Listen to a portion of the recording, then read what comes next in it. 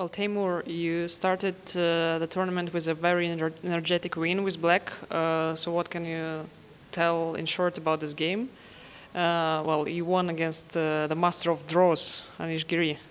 Well, I mean, I think it's unfair towards Anish in general to say that he's a master of draw. I don't know why he has this reputation only because of his draws in the candidates tournament, but all of his games were quite fighting there, so I think he doesn't deserve this, and he was close to winning in most of them and never stood even worse, I think, out of those 14 games. Actually, the achievement for many players was considered somehow the super drawish tournament for him. But okay, anyway, it's part of a joke in the circles, but okay, it's just, yeah, it's just not the way I think he is, because I think I've made myself quite a lot of draws at some point, and I think one of the Grand Prix I made all 11 draws, but would there be any, like 3 games more? Probably it would be 14 draws, but okay, still.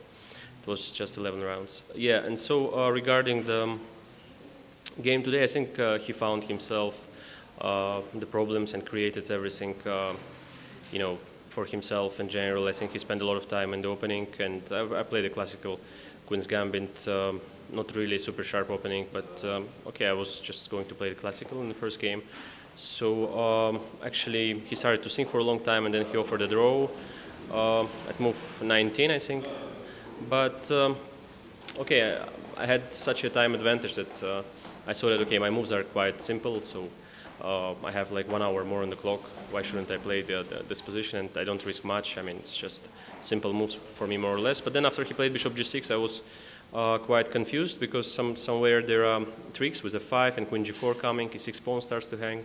So yeah, I mean, I think I've played interestingly. I think maybe after queen g4 I had to play king f7, which was probably the way, but I played king h7, and okay, I wanted to complicate matters because he was much worse on time, and I saw that after queen takes e6, rook b8, I mean, I'm not risking, but probably he had to take on queen takes e6, f takes e5, and then queen takes d5, and to go for this position with rook d1. I don't know if it's, if it's precise of what we saw, but we saw that maybe this is the best way for him to try and equalize the position, and I think he has to think about the equality somehow. And also I saw that after this rook b8 I played, he could go some queen f5 and e6, but this endgame I think is worse for white.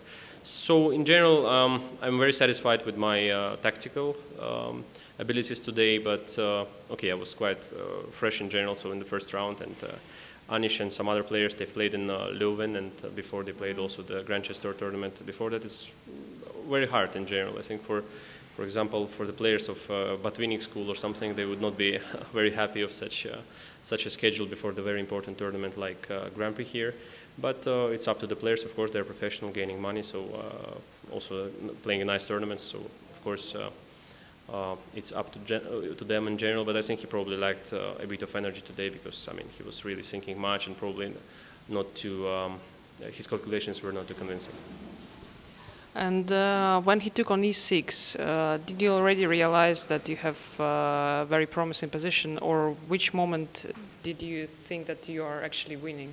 I saw time slightly better if I go king f7 instead of king h7, and I can play this endgame for ages. But I was not sure if I'm really able to convert this. So I saw that I would better avoid exchanging queens. So king h7 was the move to avoid exchanging queens and to complicate matters just for the more or less we can consider it. I mean the coming time trouble, because I mean he had like not so much time, and there were like 20 more moves to make. So it was at least I think I was able to confuse him. But I saw time winning after queen f5. I was actually sure that I'm winning, but I don't know, maybe after rook d1 I didn't play. I don't know if rook f8 is the best move. Maybe rook c8 was possible. I guess it should be close to winning with many moves. Probably h4 somewhere is possible as well. I mean, white's position should fall apart, and the knight on c1 is very bad, and the king is very weak.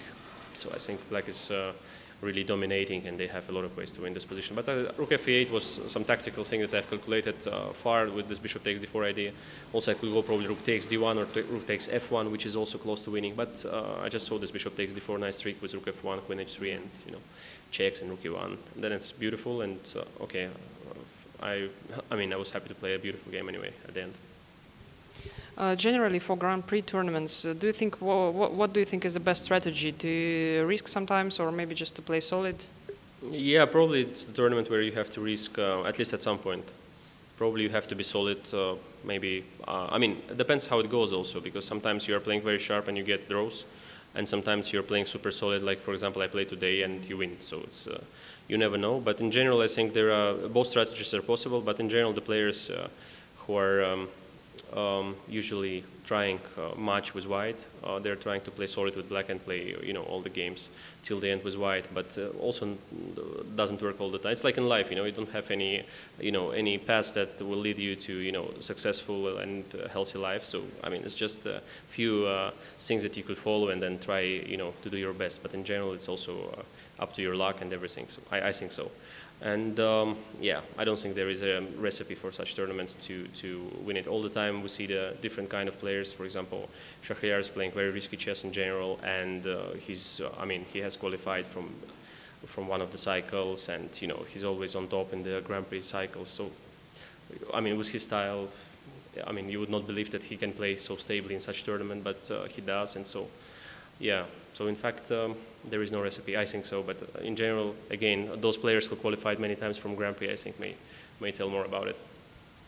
Well, thanks a lot. Thank you very much.